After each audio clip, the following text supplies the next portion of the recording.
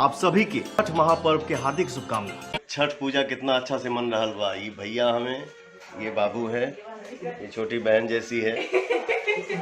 देखी गाना बज रहा बा और इतना श्रद्धा से ठेकुआ छना रहा बा। देख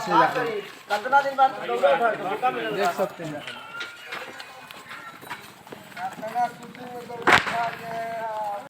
छठी मैया, जय छठी मैया। कैसा लगा तुम्हें छठ? ठीक लगता, बढ़िया लगा है। एक नंबर। मैया बढ़िया बाबा, जय छठी मैया, जय छठी मैया, जय छठी मैया। कैसा लगा था? बहुत चकाचक। चकाचक चली धासु धासु धासु।